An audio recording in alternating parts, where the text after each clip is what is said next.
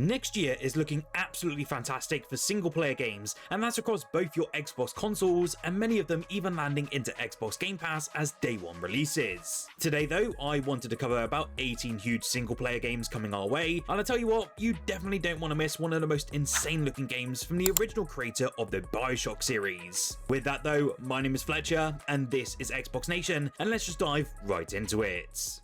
Honestly, Crimson Desert is quite easily going to be many gamers' most anticipated title outside of GTA 6 for 2026, and it really is clear to see why, as every single time we see a brand new showing of this one, it looks utterly insane. From what was originally envisioned as a spin-off from Black Desert Online, the game has now evolved into a fully fledged single-player RPG that's aiming to redefine the genre. It is set in a vast war-torn world and will offer a rich narrative that's driven by a cast of complex characters, but it's the combat that really sets it apart. Unlike The Witcher 3, which had some combat limitations, Crimson Desert promises a more flexible and dynamic system, and so far it's stayed true to that vision. The game also features some truly stunning visuals with massive open world environments that are teeming with life, and it looks so bloody great. If you're a fan of RPGs with deep immersive combat systems, then Crimson Desert should be at the top of your list for 2026. One of the biggest releases next year will of course be Resident Evil 9, and after realizing this is a real thing, I know many of you can't wait for this entry. This one is actually going to feature Grace Ashcroft, an FBI agent and daughter of Resident Evil Outbreak's Alyssa, and this is basically as she embarks on a no doubt terrifying journey to confront her past. There are still so many questions to be answered about the upcoming horror game, but now we know it takes place 30 years after the Raccoon City destruction incident and focuses on a brand new protagonist, of course. I won't lie, I've never really been the biggest fan of Resident Evil simply because I'm not a horror game fan, but after the great release of Resident Evil 8 and the more recent Silent Hill F, I know that many fans really can't wait for 2026 to arrive to experience another horror title. Revealed towards the end of August, Valor Mortis instantly turned many ahead as one of the most striking new Souls-like projects on the horizon. This one is developed by the team behind Ghost Runner, and it looks to combine punishing combat with a fascinating Napoleonic era setting that's rarely explored in games today. We will be put in the shoes of a soldier named William, and he's a soldier of the Grand Army that's been resurrected from his battlefield grave, only to awaken in a Europe that's been ravaged by plague and corruption. There will be a ton of brutal battles, eerie plague-ridden environments, and just supernatural elements that make this a refreshing twist on the genre. It is scheduled for 2026, and from the small alpha test that I've personally played, it's ridiculously good and nails that sort of Ghost Runner aspect, but within this unique era. Now, let's talk about Spine. If you've ever wanted to feel like you're in a John Wick movie, then this is certainly the game for you. Spine takes close quarters gun combat to the whole next level, combining the fluidity of games like Uncharted, but with the intensity of a third-person shooter.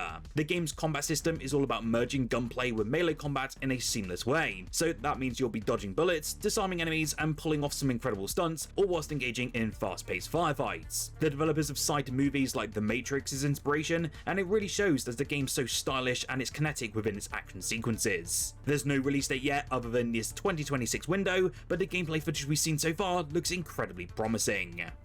Xbox and Bandai Namco really surprised us all earlier this year when they unveiled the first showings of the Blood of Dawnwalker, and this is actually a brooding fantasy RPG including some vampires, which is slated for sometime in 2026. Players will take on the role of Cohen, a man that's rewritten by fate into a Dawnwalker. That means he's part human and part vampire, and he's essentially struggling to navigate the thin, dangerous boundary between light and darkness. Your journey then centers on a defining choice. You either cling to what remains of humanity, or tap into the forbidden power to protect your family. Of course, as you can see on screen now, the combat blends brutal melee clashes with otherworldly abilities, and it draws loose comparisons though to The Witcher and Tomb Raider games, but is all sort of wrapped up in its own rough-edged medieval style. While the early gameplay snippets have shown a few performance wrinkles, the more recent ones actually look way more polished. It's already shaping up to be one of 2026's most intriguing releases, so definitely don't sleep on it. I genuinely think that Fable really does have the potential to become Xbox's crown jewel when it finally arrives sometime next year. If Playground Games still brings the same level of craft with what we've seen within the Forza Horizon series, this could easily be a major launch hit. We'll once again be returning though to the whimsical yet dangerous land of Albion, but stepping into the boots of a brand new protagonist, and of course solving different problems, forging bonds, getting into trouble, and yes, punting the occasional chicken. From the snippets that we've been shown within the alpha gameplay, which has been shown on screen now, the trademark humour looks to be alive and well here. It looks to capture that dry, cheeky sort of British wit that I grew up with, and it's already given the game a distinct personality. Whatever Magic Playground Games is working up behind the scenes is really paying off though, and Fable looks to be shaping up to be one of 2026's most impressive releases. Mudang Two Hearts was a massive highlight of the Xbox showcase earlier this year, as I'm a very big fan of Ghost Recon, and this looks exactly like that but with Splinter Cell elements. This one is looking to mix tactical stealth combat action with some strong story-driven elements, and the game looks to be a unique experience that's rooted in Korean culture and visions of the future. We got a rather nice look though at the freedom to choose between stealthy infiltration, melee combat or guns blazing, and it also looks like you can switch those strategies on the fly at any time. The realism in this one looks pretty good as well, and visually, well, it looks pretty spectacular. We did get a sort of tease though of a zombie aspect towards the end of the trailer, which I really personally sold on, but then again, I can't wait to hear more when this one comes out sometime in 2026. Resonance, A Plague Tale Legacy, made its debut at the Xbox Game Showcase as well, and rather than continuing the story we know and love, this one is set 15 years before A Plague Tale Innocence, and this 2026 release follows Sophia as she forges her life as a wandering plunderer that's constantly on the move, and her adventures basically lead her to Minotaur's Island, which is a mysterious and perilous place where history bends, blending medieval Europe with echoes of ancient Minoa. Essentially, we'll have to navigate stuff like shifting time periods, uncover the island's ancient secrets, and brave a labyrinth that's riddled with loads of hazards and puzzles, and that's all whilst being relentlessly pursued. I'm hoping we do get some more information soon, and we may see something at a partner direct maybe this month, but for now we do know that it will hit Xbox Game Pass on day one, and will support Xbox Play Anywhere as well, which is just great to see. Back at the very end of March this year, I actually highlighted a game that appeared to be coming to Xbox, which looked like Star Wars meets XCOM, and that game was Star Wars Zero Company, and is confirmed for the Xbox Series X and S sometime next year. The game is actually set during the Clone Wars era, and has us stepping into the role of a man named Hawks. Hawks is essentially an ex-Republican officer who is tasked to lead an elite squad of battle-hardened operatives from Mandalorians, clone troopers, astromechs, and even Jedi, and they're on a secret mission to destroy a mysterious enemy force that threatens to consume the galaxy. This looks to be an epic single-player campaign, as we'll be traveling with all of our squads across the galaxy, taking on investigations, tactical operations, and more. For me, the premise of an XCOM game just set within that Star Wars universe sounds utterly fantastic, and I really hope we see way more about this upcoming title sometime early next year. Archetype Entertainment's Exodus has quickly become one of my most anticipated titles for next year, especially after the developers dropped a wave of new insights about this upcoming project. While still waiting on a concrete gameplay reveal, a release date, and some broader details, we recently got a Q&A that offered plenty for us to chew on. Game director Chris King basically cited major influences here shaping Exodus, including the likes of Mass Effect, Horizon, and Metroid Prime, which gives a very good sense of the kind of experience that they're aiming for. Combat looks to be crafted to feel both cinematic and deliberate, with a strong focus on player-driven decisions. Enemy encounters will also evolve over time, so you'll begin by facing straightforward threats before ultimately being thrown against far more terrifying and complex opponents. Exodus is expected to arrive on Xbox sometime next year, and I'm eager to learn more as development progresses. There Are No Ghosts of the Grand was unveiled earlier this year, and it's one game that is still kind of confusing me as it just looks so bloody strange. This narrative-focused adventure stars Chris David, who suddenly finds himself the owner of his late father's crumbling seaside hotel. He's given just 30 days and nights to bring the place back to life, and he'll be doing it with 7 quirky, almost mystical power tools. From the trailers and some early previews, we've seen a taste of what those tools can do, from blasting off old wallpaper, vacuuming debris in seconds, firing furniture just into place, and completely reworking interiors from a first-person perspective. It might remind you of games like House Flipper or even Power Simulator at first, but that supernatural twist gives it a very different flavour. I love seeing inventive concepts like this, and it's definitely a game to keep your eye on heading into 2026.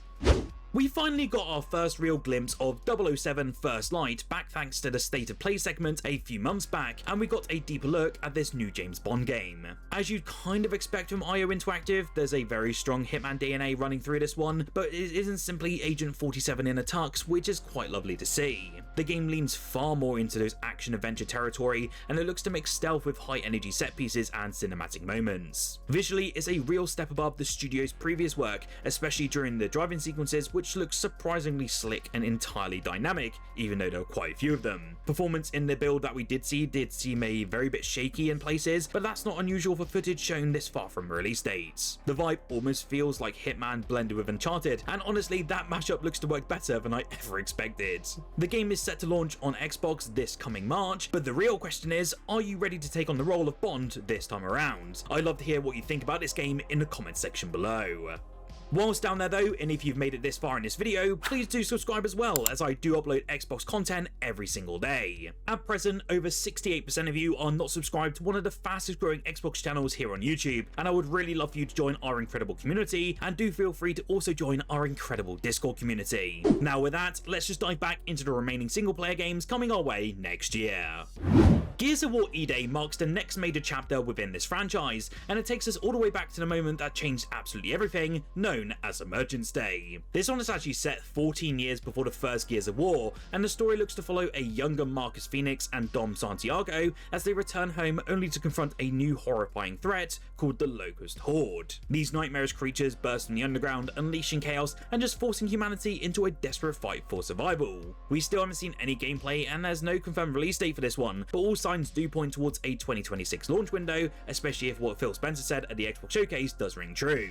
From the tone of the reveal though, it does feel like the Coalition might be steering the series back towards the more darker, sort of horror-focused atmosphere, and I really hope they do, as the early games were just so incredible. If they pull it off, this could be a huge hit when it finally drops sometime next year.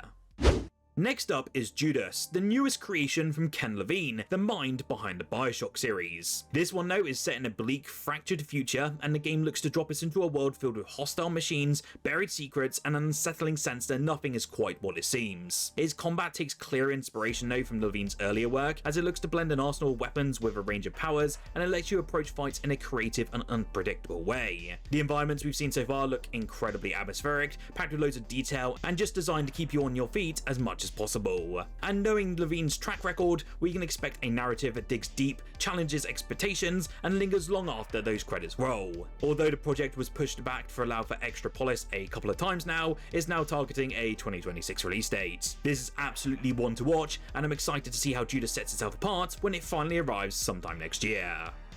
One of the titles I'm most excited about from Don't Nod's upcoming lineup is Aphelion, and it's especially after that new gameplay trailer dropped about a few weeks ago now. The story looks to follow two astronauts who find themselves stranded on a completely unknown planet after a mysterious crash. And if that situation wasn't already dire though, they soon discover the world is basically home to a hostile life form with no intention of letting them escape. The latest footage also introduces us to the new Nemesis. It's a terrifying creature that's looking to relentlessly hunt the pair of them. Since the characters are unable to fight back against it, the core of the gameplay elements revolve around staying out of sight, sneaking through the environment, hiding when danger gets too close, and obviously using the terrain to your advantage. Every time I see more of this game, it just looks better and better. There's no official release date yet, but I still put my money on an early 2026 launch.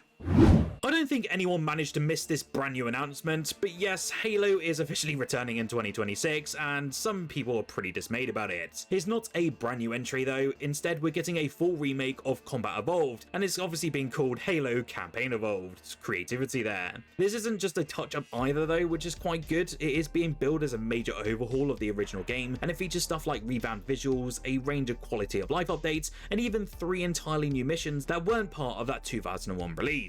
Personally, I'm quite torn on this one. Part of me would have preferred to see a fresh Halo story rather than just another revisit to the beginning again, and the early footage didn't exactly inspire much confidence, as it looked pretty rough around the edges with lots of pop-in and frame rate issues. The lack of multiplayer at launch also leaves the package feeling somewhat thin for me. Still, if you're anyone eager for more Halo content, then this one will be hitting Xbox and Game Pass sometime next year.